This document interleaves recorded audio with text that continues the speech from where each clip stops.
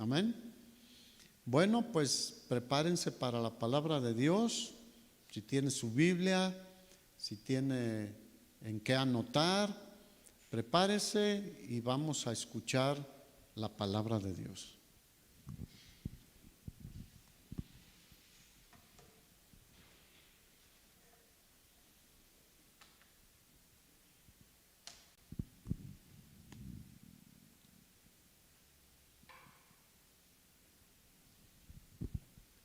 Pues buenas noches, hermanos, ¿cómo están? Pues me da mucho gusto estar aquí con usted en este primer miércoles de nuestro año y resulta que cae en una fecha, pues sobre todo especial en los países de Latinoamérica y en nuestro país es una fecha muy fuerte, el 6 de enero, pero como cristianos debería de ser una fecha para recordar algo importante.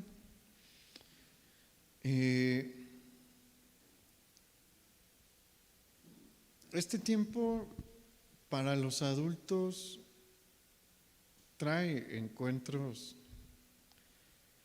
entremezclados, ¿no? En particular, la época navideña para el adulto en muchas ocasiones no es igual y llega a sentir una cierta ausencia de satisfacción, porque de niño, pues es muy bonita, ¿no? De niño pues son experiencias bonitas, ¿no?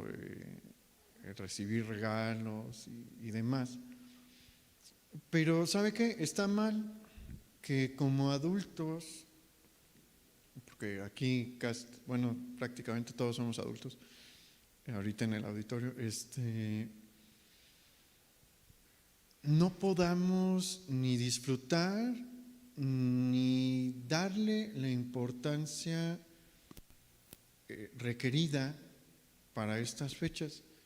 Y gran producto de eso es que vivimos en un tiempo en el que se enseña, tristemente, ¿no?, en la iglesia cristiana protestante, un evangelio diluido, distorsionado, e incluso un evangelio flojo, ¿no? Porque tristemente, y no es que uno se quiera poner en un pedestal ni nada así, y no pretendo hacerlo, pero es una realidad que pues hay ocasiones en las que los encargados de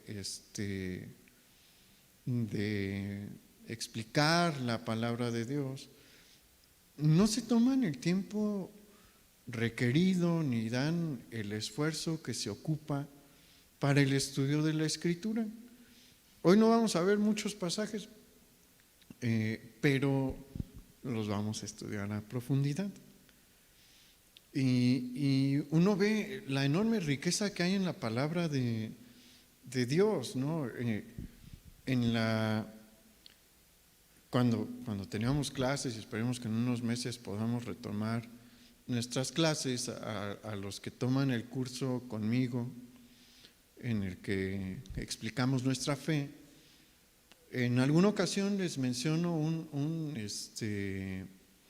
comentario de un estudioso que decía: es que todo en la Biblia tiene una razón de ser.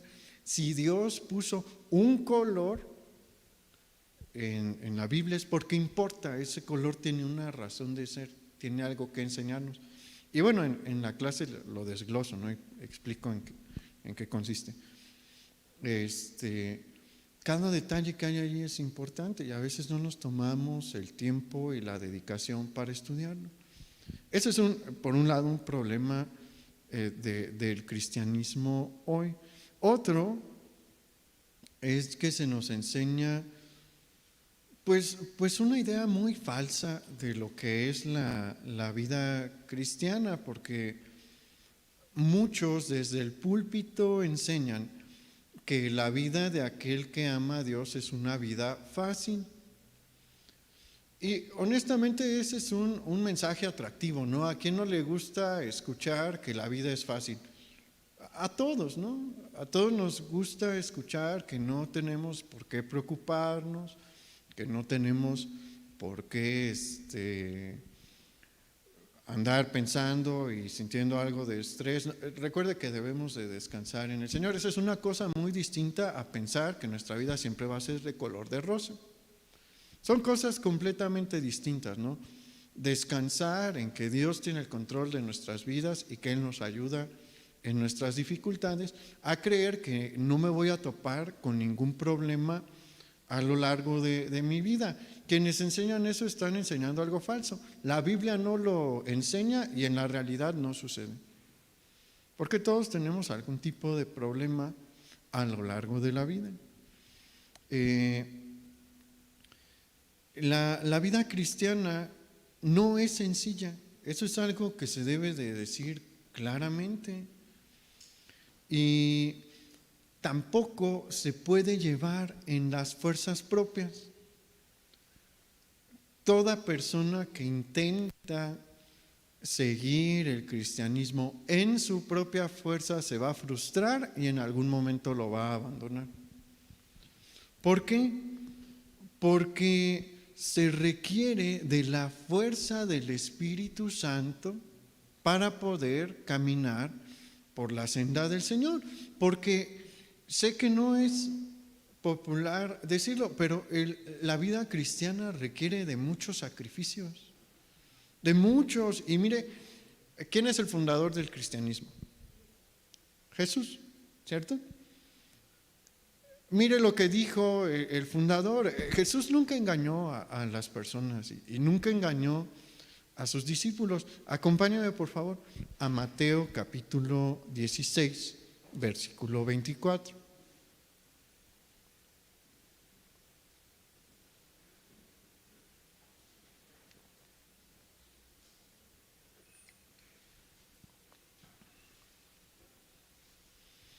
Mateo 16, 24 y 25 vamos a leer. Y dice: entonces Jesús dijo a sus discípulos: si alguno quiere venir en pos de mí, niéguese a sí mismo y tome su cruz y sígame, porque todo aquel que quiera salvar su vida la perderá, y todo el que pierda su vida por causa de mí la hallará. El Señor es muy claro, ¿no? Esta palabra se la estaba dando a sus seguidores iniciales, pero nos la extiende. Está puesta también delante de nosotros, y el Señor no nos está diciendo: si quieres seguirme, ponte el traje de baño y los lentes de sol porque nos la vamos a pasar muy bien. No. El Señor nos está diciendo: si quieres seguirme, niégate a ti mismo primero.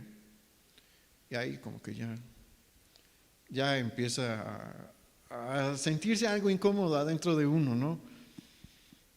Porque nos gusta hacer nuestra voluntad y el Señor nos está diciendo: si quieres seguirme, lo primero que tienes que dejar es tu voluntad.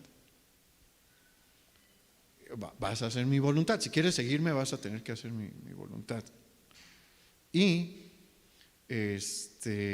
toma tu cruz y sígueme. Vamos a caminar juntos.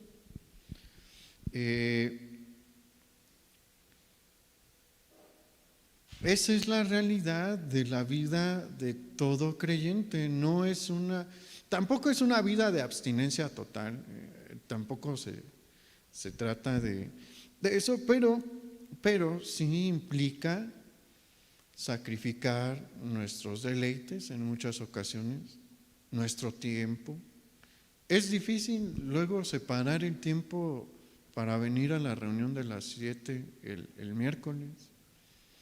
A los que quieren servir, por ejemplo, en la alabanza, pues hay que venir también a los ensayos. Y es difícil, ¿no? Hay que ceder tiempo. Hay que ceder tiempo para orar. ¿A poco a todo el mundo le sobra tiempo para orar? No. Hay que separarlo y dejar otras cosas para poder orar.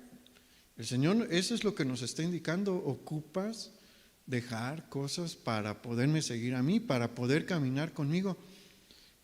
Pero, ¿sabe algo, hermano? Es lo mejor que podemos hacer. Y hay una historia en el Nuevo Testamento muy popular y muy amada. Es una historia que la iglesia le tuvo un cariño especial desde muy temprano. Ahorita vamos a hablar un poquito más de eso, pero esta historia nos muestra lo que se necesita para seguir a Jesús y aquello que reciben los que están dispuestos a pagar el precio. Hay un precio. Y bueno, el título de la predicación no es en balde, no se eligió nada más porque sí. Nuestra predicación se titula El duro camino para seguir la estrella de Belén. Y vamos a ver que sí fue un precio alto el que tuvieron que pagar estos hombres. La historia de los sabios del Oriente, lo que nosotros en nuestra cultura popular conocemos como los Reyes Magos, como mencionaba, fue una historia que siempre conmovió el corazón de los miembros de la iglesia desde los primeros siglos. Si no mal recuerdo,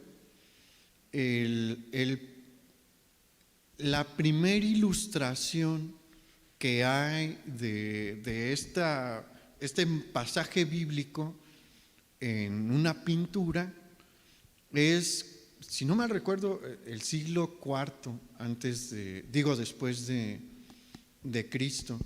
A un cristiano se le ocurrió, pues sentía tanto cariño por este pasaje que lo pintó en una pared, como un fresco.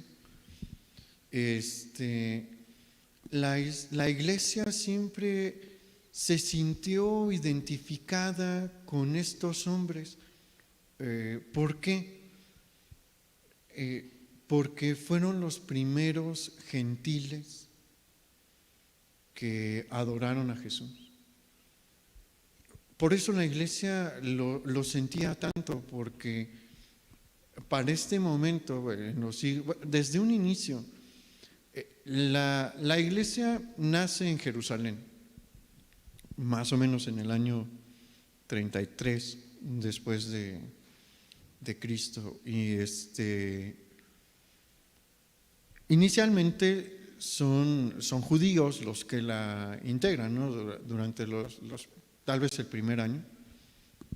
Todos los miembros de la iglesia son judíos, pero después Dios le abre la puerta a los gentiles. Y ya en el primer siglo rápidamente son más los gentiles. Gentil es la palabra que se utilizaba en el tiempo de Jesús por los judíos para referirse a todas las naciones no judías. Entonces, desde un principio hay un montón de no judíos que creen en Jesús, que lo reconocen como su Señor, y pues se identifican con estos hombres, porque cuando les leen pasajes del Antiguo Testamento, les están hablando de judíos. Abraham era judío, Jacob era judío, Isaac era judío, Moisés, David y demás, ¿no? Todos ellos eran judíos. Y los que empezaron a predicar de Jesús, los discípulos de Jesús, los 12 discípulos de Jesús y el apóstol Pablo, eran judíos. Pero en el inicio de la historia de Jesús hay unos hombres que no son judíos y que se acercan a adorarle. Entonces la iglesia pues sentía bonito, ¿no? Que Dios los incluía en la historia más importante dentro del relato bíblico, que es la vida de Jesús. Y vamos a ver quiénes eran estos hombres. Acompáñame por favor a Mateo capítulo 2, versículo 1. Vamos a leer los primeros dos versículos ahorita, el versículo 1 y el 2.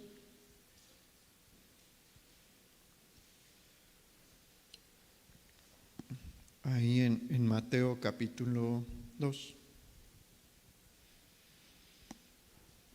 Y dice: Cuando Jesús nació en Belén de Judea en días del rey Herodes, vinieron del oriente a Jerusalén unos magos, diciendo: ¿Dónde está el rey de los judíos que ha nacido?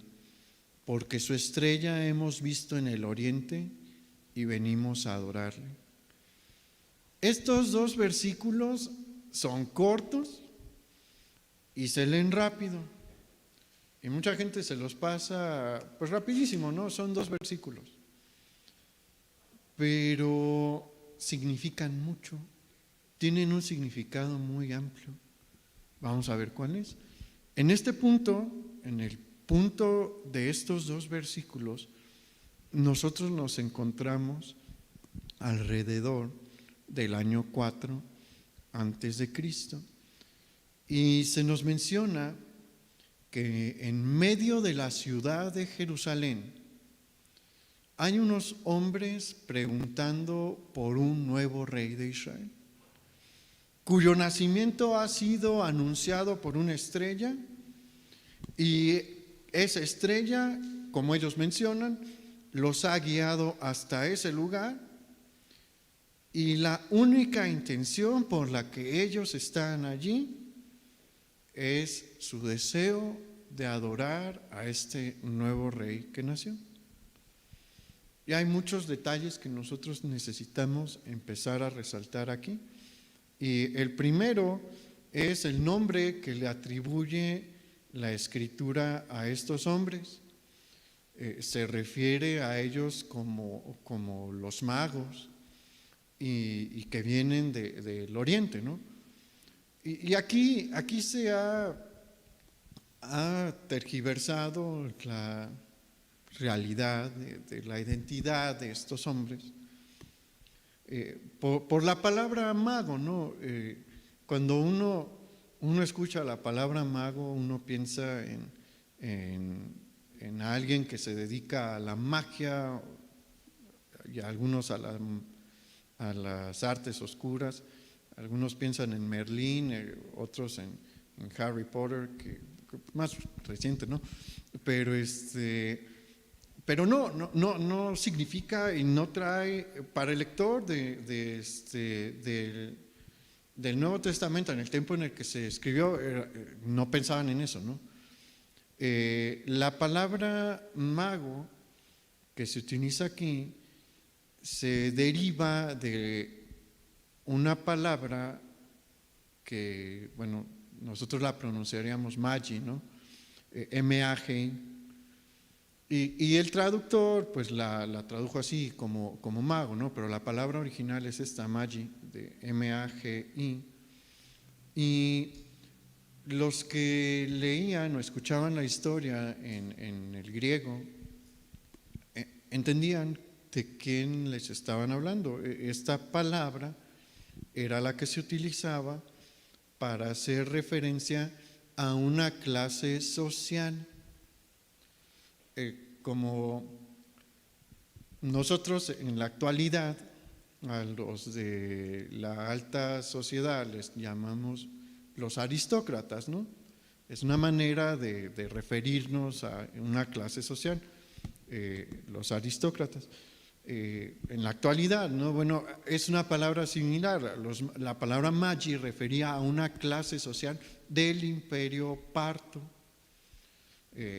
el antiguo, y específicamente de la región de la antigua Persia, ¿no? Eran un grupo, los que integraban esta clase social no eran cualquier persona.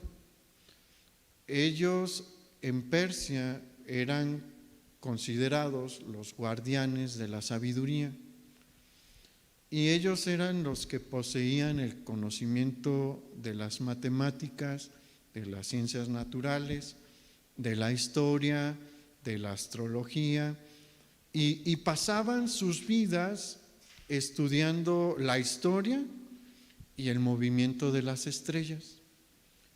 Y uno empieza ya a hacer conexiones, ¿no? Eso era lo que se dedicaban.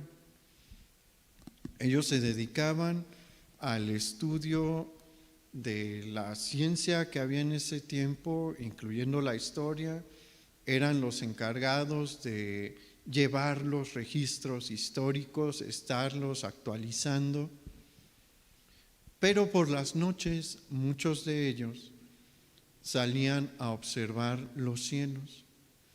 Ellos poseían los mapas de las distintas constelaciones que pues hasta la fecha no están vigentes. Las constelaciones que, si usted compra un mapa de las constelaciones, es muy similar al que ellos usaron, y ellos iban recopilando y coleccionando información sobre esto, y lo que veían lo anotaban y lo plasmaban en mapas. Su tradición en esta área, en el área de observar las estrellas, se remontaba al tiempo de Babilonia y al tiempo de los sumerios. En el tiempo de Jesús, este grupo de hombres tenía una fama en el mundo conocido, y muchos los consideraban los más sabios de entre todos los sabios. Y resulta que un grupo de estos hombres está en Jerusalén.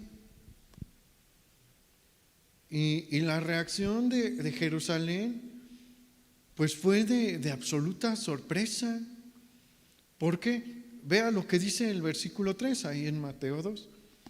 Dice: oyendo esto, el rey Herodes se turbó y toda Jerusalén con él. Y bueno, sí hay una razón para que ellos estuvieran sorprendidos. De hecho hay varias, y seguramente muchos se planteaban varias preguntas al verlos. Mire, en este tiempo la ropa es muy característica. Si usted cree que ahorita la ropa es un instrumento para marcar un estatus social, tiene razón, sí es cierto. Por eso las marcas empezaron a poner sus logos en una parte visible, ¿no? El objetivo era y es mostrar pues quién tiene la facultad de comprar cierta prenda, ¿no? Es una estrategia comercial muy tóxica, pero en el tiempo de Jesús la ropa denotaba más el nivel social que uno tenía. ¿Por qué? Porque la ropa era muy costosa. Y obviamente ellos no se vestían como personas normales, ¿no? Ellos vestían muy bien, era una de las clases sociales más poderosas de su región. Tenían muchos privilegios, muchos de estos económicos, y pues venían en un grupo, ¿no? Es una caravana, y de repente llegan a Jerusalén. La gente que ha tenido la oportunidad de viajar, o aquellos que tienen una educación pues alta, saben quiénes son estos hombres, y pues les llaman la atención, ¿no? Su manera de vestir llama la atención, y ver cómo se mueven con un montón de camellos llama la atención, y son gente culta. Muy probablemente ellos hablaban arameo. Estos hombres que vienen desde el oriente, el arameo es la lengua que se habla en Judea, en Galilea y en Samaria, y les empiezan a hablar en arameo, y lo que los empiezan a escuchar hablar es sobre el Mesías. Empiezan a preguntar sobre el Mesías, y muchos empiezan a decirse: ¿por qué ellos saben del Mesías? ¿Por qué nos están hablando del Mesías estos gentiles? Si usted va a Japón, en Japón sí hay una comunidad cristiana, pero es una comunidad minoritaria. La mayoría de las personas practican o el budismo o el sintoísmo. Usted no esperaría, o por lo menos la persona común, un cristiano no llegaría a Japón con la expectativa de que alguien en el aeropuerto llegue a predicarle el evangelio, ¿no? Porque no es lo normal, su religión no es esa. Así era más o menos el impacto que sentían los israelitas. ¿Por qué alguien que no está relacionado para nada con nosotros viene desde tierras lejanas y nos empieza a hablar de nuestro Mesías? Esa es una pregunta que probablemente los judíos de Jerusalén se empezaron a plantear. Y otra es que estos hombres en lengua de Israel les empiezan a hablar de que vieron una estrella, que una estrella los ha estado guiando desde su hogar hasta ahí, hasta Jerusalén. Y ¿sabe qué? Hay respuestas. Probablemente los habitantes de Jerusalén nunca supieron el por qué, pero la Biblia nos enseña por qué. Por eso le digo que no hay casualidades en la Biblia. Dios no dejó esta historia allí por casualidad. ¿De dónde salieron estos hombres? Es una pregunta válida que nosotros también nos podemos plantear y hacer. Si usted quiere saber la respuesta, tenemos que ver muchos siglos atrás, cerca de 5 siglos atrás. Hay un pasaje que nos indica de dónde salieron. Acompáñenme a Daniel capítulo 2, versículo 48.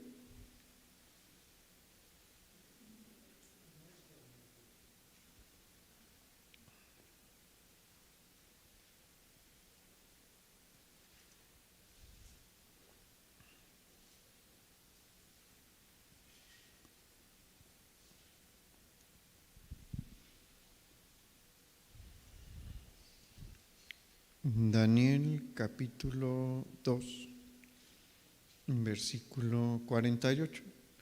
Este pasaje tiene lugar después de que Daniel le interpreta su sueño al rey Nabucodonosor. Y vea lo que dice el versículo 48. Entonces el rey engrandeció a Daniel y le dio muchos honores y grandes dones, y le hizo gobernador de toda la provincia de Babilonia y jefe supremo de todos los sabios de Babilonia. Esa última parte del versículo 48 es la que nos indica de dónde salieron estos hombres, porque ¿se acuerda que le dije que que la sabiduría de estos hombres se remontaba a la sabiduría babilónica? Bueno, ellos recopilan esta tradición, y se nos menciona que Daniel fue puesto por jefe de todos los sabios de Babilonia durante el gobierno de Nabucodonosor II. Y Daniel es un hombre muy especial. Daniel tiene una influencia muy fuerte en su tiempo, un reconocimiento como un hombre de Dios. En su tiempo lo reconoce el mismo profeta Ezequiel. En Ezequiel vemos al profeta hablando con alta estima sobre Daniel. Y él fue un hombre temeroso de Dios y recibió grandes revelaciones de eventos que habían de venir en el futuro. Una buena parte de las profecías predictivas futuras de Daniel, del libro de Daniel, ya se cumplieron. Hay otras que faltan por cumplirse. ¿Y de qué cree que hablaba Daniel? Daniel fue un funcionario público. Le tocó a veces tomar cargos en la administración, pero en ocasiones, como aquí, le tocó estar a cargo de la compilación de la sabiduría, ¿no? Pero ¿de qué cree que eran sus pláticas comunes y joviales? Usted les hablaba de Dios, él le hablaba de Dios a las personas, le habló de Dios a los reyes. ¿Usted cree que no le hablaba de Dios a los que trabajaban con él? Esa es la cosa más normal. Así se identifica un buen cristiano. Menciona a Dios en su vida constantemente. No es que todo el día uno esté hablando sobre el Señor, ¿no? En mi trabajo normal, pues hago mi trabajo, ¿no? Y hablo sobre mi trabajo y cosas así en mi trabajo secular, pero inevitablemente hablo del Señor en algunos momentos. ¿Por qué? Porque es parte de mi vida, ¿no? Uno habla de lo que uno es, y Daniel obviamente hablaba de lo que de lo que él era y de lo que él creía con los demás. Y muy probablemente un grupo de estos hombres, Dios hizo grandes milagros a través de Daniel. La época de Daniel es considerada una de las épocas bíblicas en las que más milagros notables se muestran. Y pues Dios respaldaba su palabra también con milagros, respaldó su palabra con milagros. Y seguramente eso convenció a un grupo de estos hombres sobre los que él estuvo a cargo, ¿no? De los sabios de Babilonia. ¿Y qué cree que hicieron estos hombres? Y esta es una cosa que a mí honestamente me conmueve. Lo siguieron transmitiendo. Daniel murió, pero sus enseñanzas sobre estos hombres no. Por 500 años, el Señor siempre ha prometido que hay un remanente fiel. Por 500 años, este grupo se mantuvo fiel en hacer discípulos. Y sí es para conmover, porque mire, tristemente no hacemos ese trabajo. Hoy estaba viendo un programa, no voy a entrar bien al tema del programa, lo estaba escuchando nada más, en el que un intelectual en Estados Unidos empieza a decir: ¿saben qué? El mayor problema que tenemos aquí son los papás. Los papás ahorita le están pidiendo a los niños que les guíen en cómo resolver sus problemas. O sea, el niño llega con un problema con los papás, y los papás le dicen: ¿y tú cómo crees que lo deberías de resolver? Y este señor decía: hey, tú eres el adulto, tú eres el que lo tiene que ayudar en sus problemas y orientarlo. No es él el que te debe de enseñar a ti cómo hacer las cosas. Tu capacidad intelectual es mucho mayor que la de él. Tu capacidad de raciocinio es mucho mayor que la de él. Pero la cosa es que los papás no están haciendo su trabajo, y uno ve fácilmente cómo se pierden las generaciones. A mí me ha tocado ver, lamentablemente, amigos míos que ya no están en la fe, que venían de una línea cristiana de tiempo. Unos de ellos, su bisabuela se convirtió por unos de los primeros misioneros que llegaron aquí a México en el siglo XIX, y ahora ellos ya no creen unas cosas bien raras. Qué triste, ¿no? Y eso es algo común. Si usted es papá y ahorita está escuchando esto, échele ganas a instruir a sus hijos en la fe, porque sabe que el mundo los quiere. Me ha tocado ver en los últimos 5 años el ferviente anhelo que tiene el mundo por los jóvenes. Los ambiciona. De verdad, escúcheme, papá y mamá, el mundo quiere a sus hijos. Y si usted se duerme, se los va a quitar. Son muy efectivos. El mundo es bien efectivo.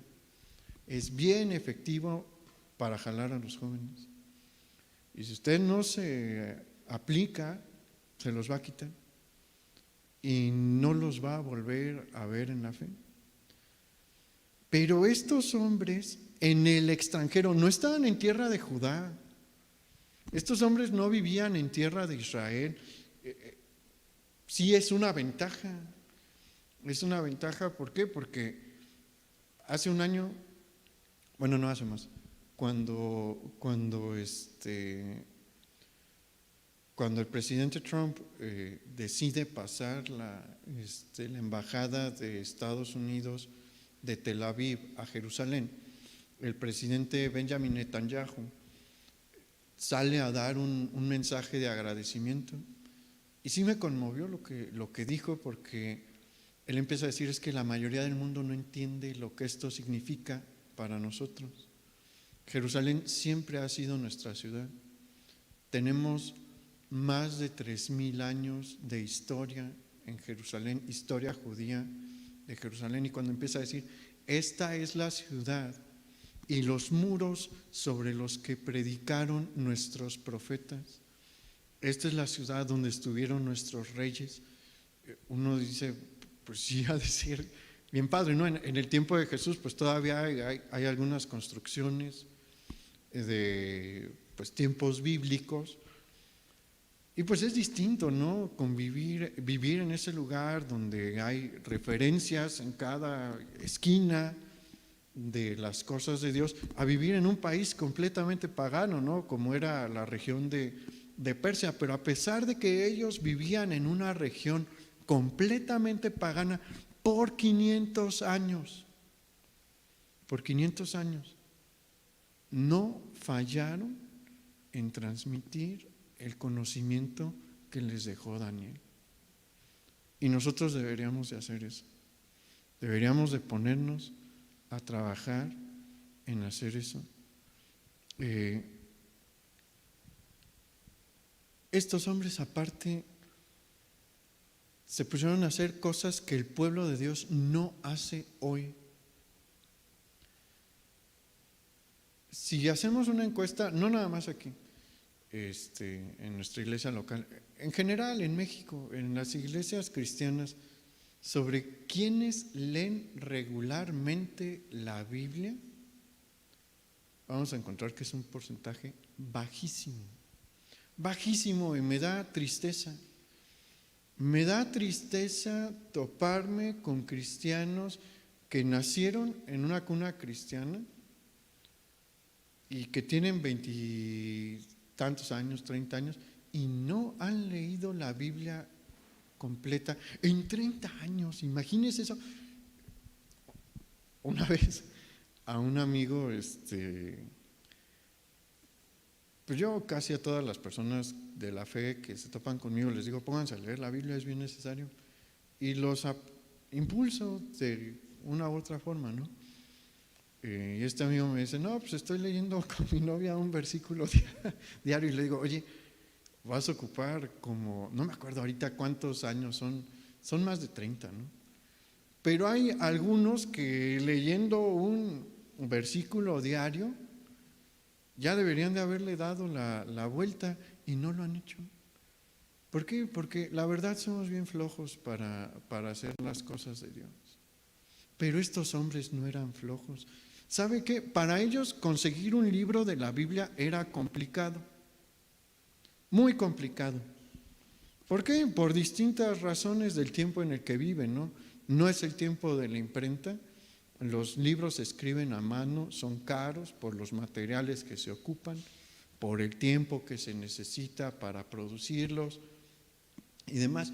Pero ellos se dedicaron a coleccionar, juntaron varios, y ¿sabe qué? Estos 2 versículos que leímos nos permiten ver que por lo menos ellos conocían bien la ley de Moisés. ¿Por qué? Porque ellos conocían la profecía de esta estrella. Acompáñame a verla. Números capítulo 24, versículo 17.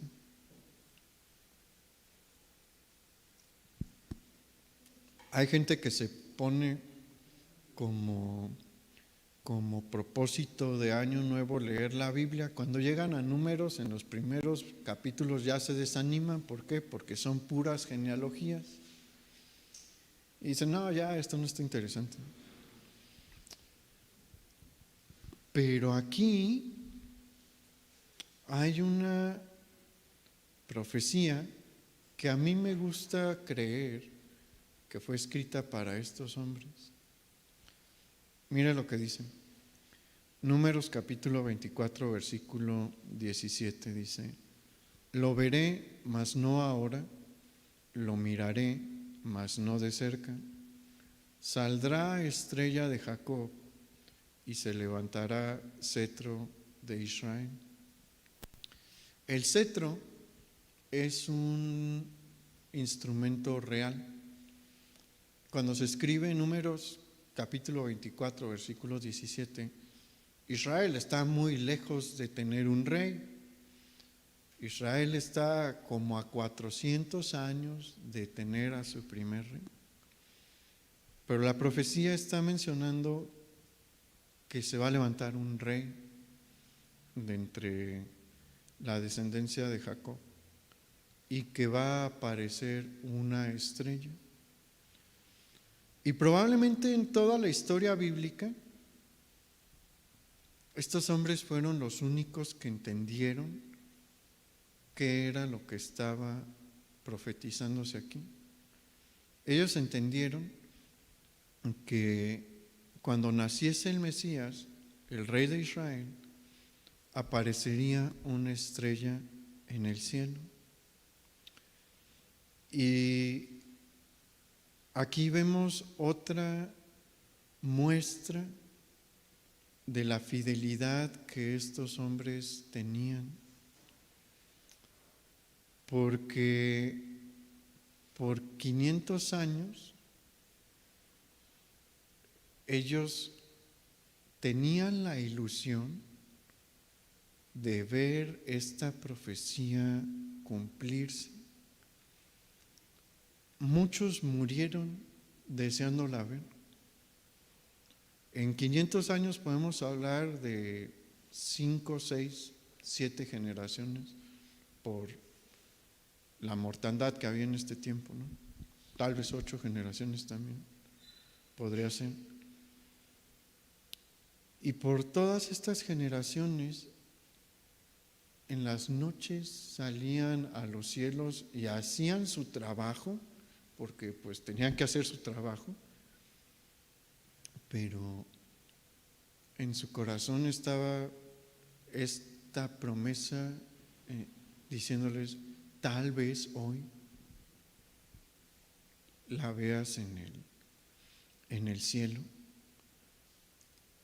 Y pues murieron varios, y a sus discípulos les decían: no te olvides, eso me lo imagino yo, ¿no? Pero es probable, no te olvides de revisar si en la noche aparece la promesa de la estrella. Y así, mire cuántas veces nos desanimamos porque no llega una promesa que Dios nos dio en un año o 2. Hay mucha gente que se desanima rápido. Dios les dice: te voy a ayudar, y pasan 3 días, no ven la ayuda y se van y dejan de creer. Estos hombres por 500 años, por generaciones, mantuvieron esta esperanza. Y un día, yo creo que ese fue el día más maravilloso en la vida de ellos. Bueno, el segundo más maravilloso. Porque ellos saben lo que pasa en el cielo. Anotan ciertas anomalías o están checando que sucedan ciertos eventos como a final del año pasado, ¿no? Si usted pues tiene curiosidad de estas cosas, a mí me gustan, la verdad. Hubo un evento en los cielos que no lo va a volver a ver. Si se lo perdió, ya se lo perdió, porque sucede cada 900 años.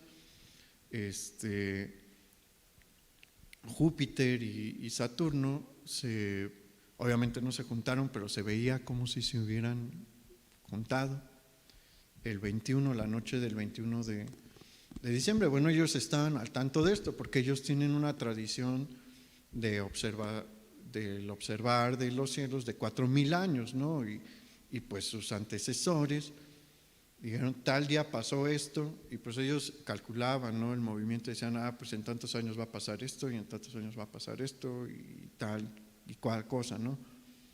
Pues ellos tenían que hacer este trabajo, pero un día, una noche, hay algo que no cuadra. Hay una estrella que no debería de estar ahí. Seguramente revisaron sus mapas y demás. ¿Esto qué? ¿Esto de dónde salió? Y recuerdan la profecía. Y comenzaron un viaje. Imagínense antes de eso la emoción que sintieron estos hombres. ¿Le ha contestado Dios una petición o ha visto el cumplimiento de alguna de sus promesas? ¿A poco no es algo que da mucha emoción? Bueno, ¿cómo cree que se sentían ellos que desde 500 años están esperando ver esto, ¿no?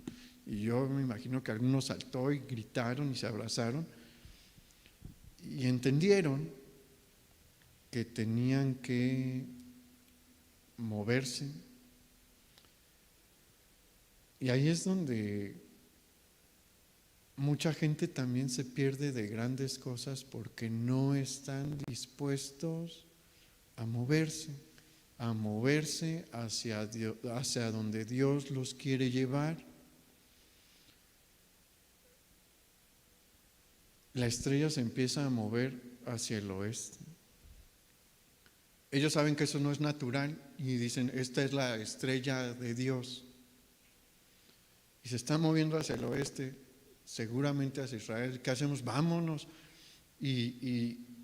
Pero eso implicaba mucho. ¿Por qué? Si usted se mete a Google y en Google Maps pone distancia entre Bagdad y Jerusalén, va a encontrar que son más de 1000 kilómetros. Ahorita con autopistas y carreteras y carros, ¿no? En el tiempo de ellos ni de chiste, ¿no? Es más la distancia, los caminos son más largos, no hay pavimento. Estamos hablando de miles de kilómetros que ellos tienen que recorrer. La geografía no es agradable, no. Porque como cantábamos, tienen que pasar por montañas, por valles, por ríos, por desiertos. ¿Ha estado en un desierto? No es un lugar agradable para pasar, menos para vivir, ¿no? Tenían que pasar por zonas desérticas, probablemente, exponerse al clima. A veces iba a estar húmedo, a veces iba a estar muy caluroso, a veces iba a ser frío porque es un viaje de meses, ¿no? hay zonas montañosas altas. Y sabe, ellos llevan una vida cómoda. ¿Por qué? Porque son una de las clases sociales privilegiadas. Ellos comen muy bien, ellos tienen todo lo que necesitan, tienen todos los lujos, tienen camas suaves. Olvídense de las camas suaves, ¿no? En este viaje. No son unos jóvenes, no. Son hombres ya maduros. Pero ¿sabe qué? No les interesó nada de eso. No les importó nada de eso, ¿no? ¿Por qué? Porque esta estrella no la había visto ninguno de sus antecesores y no la vio nadie después de ellos, ¿no? Y la deciden seguir. Y su viaje fue pues emocionante, incómodo tal vez, pero emocionante. Y mira, así es la vida cristiana. Es algo que les digo siempre a los jóvenes cuando me toca predicar con ellos. La vida cristiana es todo menos aburrida, está llena de emociones. Y para ellos era una emoción el viaje. ¿Por qué? Aparte de la aventura, aunque no crea que ellos estaban en la edad para la aventura, pero todas las noches la estrella se movía junto con ellos. Bueno, ellos junto con la estrella. Ellos sabían que eso no era natural, sabían que Dios era el que estaba moviendo esto, y comienzan el viaje hasta Jerusalén. En Jerusalén nadie sabe darles respuesta y obviamente eso debió de haberles pues llamado la atención, ¿no? Quien les da la respuesta que ellos están buscando es probablemente la persona que uno menos pensaría, porque es Herodes. Herodes les habla sobre una antigua profecía que se encuentra en el libro de Miqueas, Miqueas capítulo 5, versículo 2, que dice: y tú, Belén, de la tierra de Judá, no eres la más pequeña entre los príncipes de Judá, porque de ti saldrá un guiador que apacentará a mi pueblo Israel. Entonces ellos entienden que la respuesta no está ahí, que hay que ir a Belén. Y sucedió algo bien significativo. Acompáñenme ahí en Mateo, donde estábamos, Mateo capítulo 2, versículo 9, que dice: ellos, habiendo oído al rey, se fueron, y he aquí la estrella que habían visto en el oriente iba delante de ellos, hasta que llegando se detuvo sobre donde estaba el niño. Mientras estuvieron en Jerusalén y en compañía de Herodes y de toda esta gente que en realidad no estaba buscando a Dios, no pueden ver la estrella. Se alejan y ¿qué sucede? La estrella vuelve a aparecer.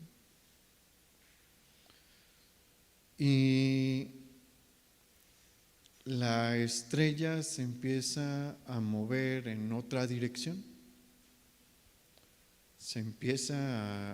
Hay un cambio de dirección, por eso ellos saben que esta es la mano de Dios, o sea, los estuvo moviendo hacia el oeste, pero hay que ir un poco hacia el norte y la estrella empieza a moverse hacia el norte. Las estrellas no se mueven así, ellos lo sabían bien, y los empieza a llevar a las zonas de las colinas de Judá, hacia Belén, el pueblo de David. Y la Escritura nos muestra qué fue lo que pasó con ellos. En el versículo 10 dice: y al ver la estrella se regocijaron con muy grande gozo. ¿Por qué el Señor nos deja esto? Porque Él también quiere que nosotros nos alegremos cuando vemos su mano obrar en nuestras vidas, y ellos se llenaron de alegría porque ven que Dios los sigue guiando. Pero no los va a dejar nada más con lo que les dijo Herodes. La estrella se está moviendo y va a un punto particular. Y ahí está en el versículo 11, dice, y al entrar en la casa vieron al niño con su madre María, y postrándose lo adoraron, y abrieron sus tesoros, y abriendo sus tesoros le ofrecieron presentes, oro, incienso y mirra. La estrella los lleva hasta la casa donde estaba Jesús. Y aquí es donde vemos todo lo que ellos sabían de el Mesías. En la historia de la narración del nacimiento de Jesús, ellos son los que más saben. Zacarías, el padre de Juan el Bautista, tiene una idea. María recibe una revelación del ángel Gabriel enviado por Dios. José también. Los pastores reciben el anuncio de Gabriel también y de los ángeles, pero no tienen una buena idea en ese momento de qué está pasando. Estos hombres que no son judíos sí saben de qué se trata esto.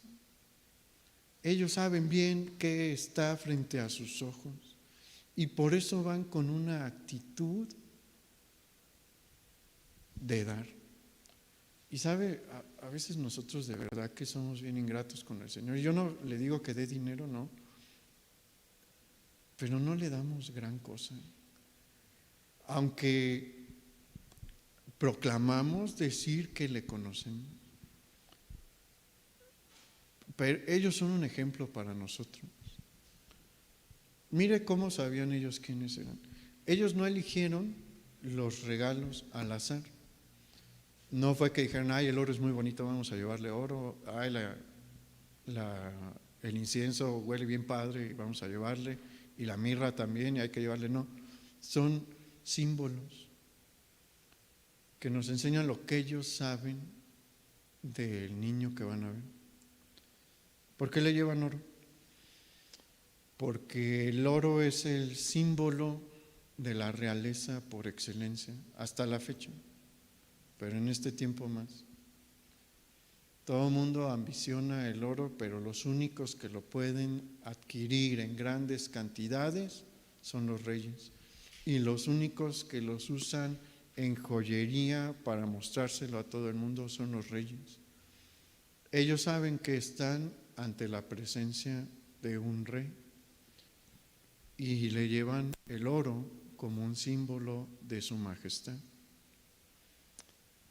¿Y por qué le llevan incienso?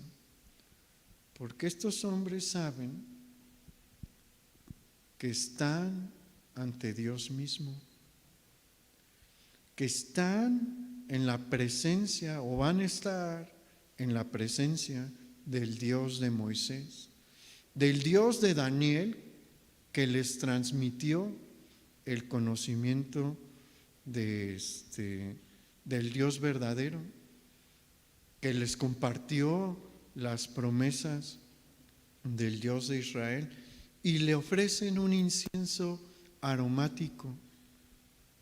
¿Con qué propósito?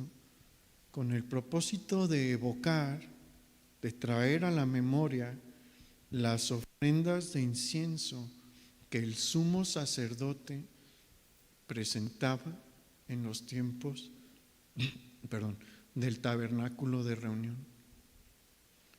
Las ofrendas que Aarón, primer sumo sacerdote, ofrecía a Dios cuando se manifestaba como una columna de fuego en medio del tabernáculo de reunión.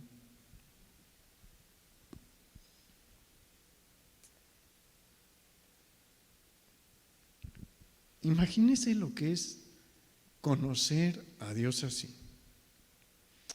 Ellos sabían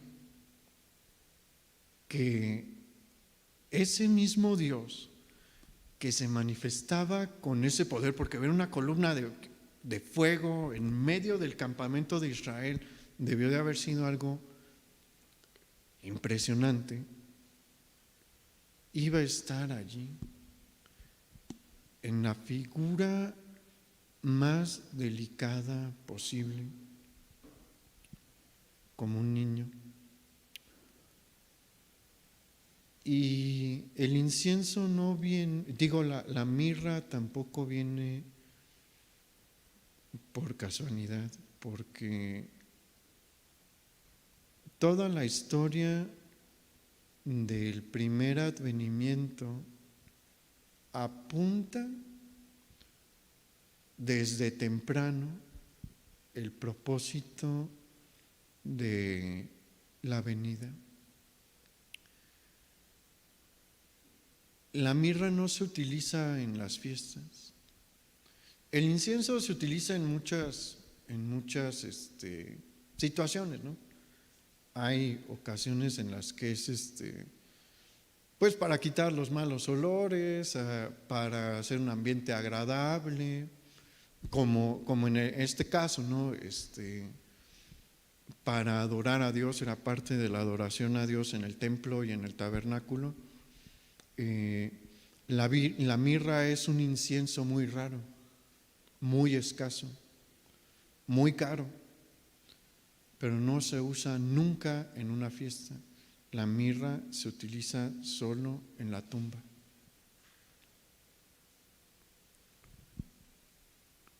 Ellos saben que Él viene a morir. Muchos de ellos, la mayoría de la gente no tiene esa noción. Probablemente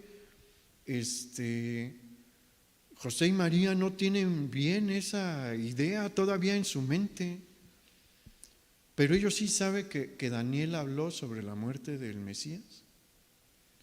Búsquelo usted en Daniel capítulo 9, versículo 26, no lo vamos a leer.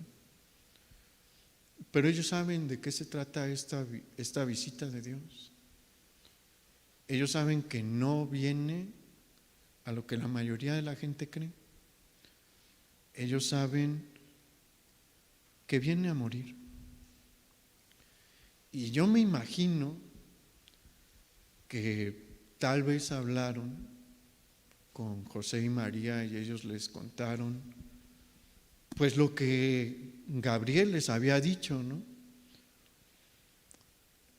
Probablemente José no entendía en ese momento lo que significaba que Gabriel en el sueño le hubiera dicho porque Él salvará a su pueblo de sus pecados. Pero ¿sabe qué? Ellos sí. Si ellos escucharon eso, algo sentían en su corazón, porque ellos sabían que esa mención que le hizo Gabriel a José implicaba la muerte del Mesías. Y podemos estar seguros de que el trayecto desde Persia a Belén fue difícil. No fue un día de campo, hubo penas, hubo dificultades, incomodidades, momentos complicados, en algún momento puede que su vida haya corrido peligro, pero ellos estuvieron dispuestos a pagar este precio y vieron con pleno entendimiento al bebé más hermoso de la historia. Mire, puede que haya habido algunos pastores que se olvidaron completamente de Jesús. Puede que el mesonero se haya olvidado completamente de Jesús. Ellos no, se lo aseguro. ninguno de estos hombres se regresó a su tierra, porque regresaron a su tierra, iguales, y ninguno de ellos desechó lo que vio. Aquel que está dispuesto a pagar el precio por conocer a Dios va a tener un camino interesante. No es un camino feo, la verdad.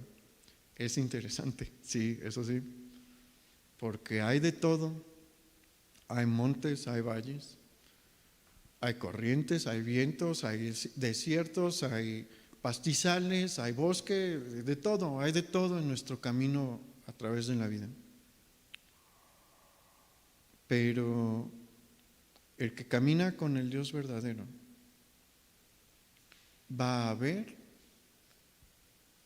como dice la Escritura, cosa que ojo no vio, ni oído oyó, ni ha estado en el corazón del hombre, como ellos. Ellos entendían la promesa que tenían ahí enfrente. Ellos sabían para qué venían. Y se regresaron a su país llenos de gozo, porque sabían que la salvación había llegado. ¿No son un ejemplo a seguir? Por eso es que hablamos de ellos en este tiempo, porque la iglesia necesita enfocarse en Jesús y seguir los ejemplos de los hombres que se esforzaron verdaderamente por seguirle y ver las recompensas que recibieron. Si usted quiere las recompensas de Dios, tiene que caminar como estos hombres. Seguir la estrella no era sencillo, pero valió la pena. Seguir al Señor, negarnos a nosotros mismos, no es sencillo, pero vale la pena. Vamos a orar.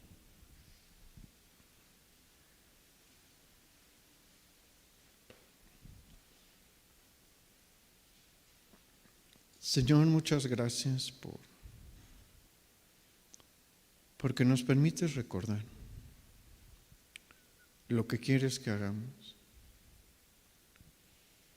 porque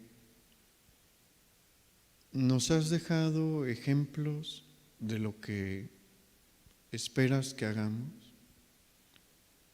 y nos muestras también las recompensas que hay para aquel que te obedece y que te sigue. Puede que aquí no veamos todas las recompensas, pero cuando lleguemos contigo recibiremos todo lo que sembramos y veremos tu gloria. Pero nos estás mostrando que es tiempo de seguirte, porque no vivimos en un tiempo común, como estos hombres no vivieron en un tiempo común. Vivimos en un tiempo muy especial.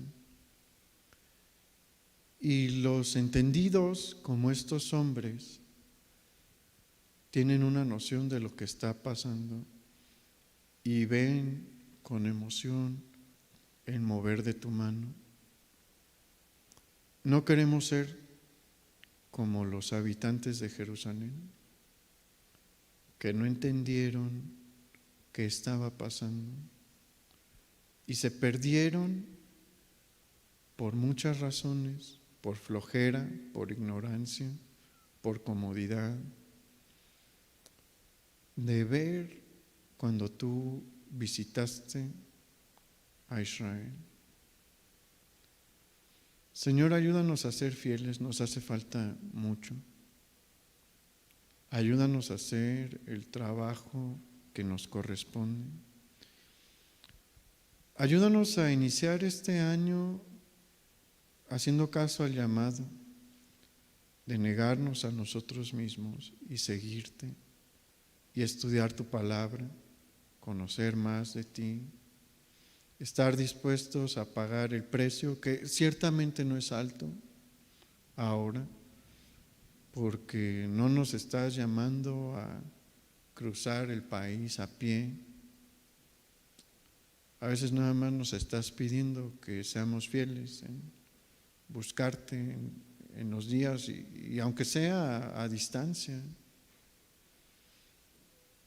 Hay muchos de tus hijos que se han tomado un año de vacaciones en internet, porque ni siquiera por internet te buscan. Ayúdanos a no ser así, Señor. Ayúdanos a valorar lo que nos das y permítenos ver tu mano moverse y permítenos verte a ti también. Te lo pedimos en el nombre de Jesús. Amén.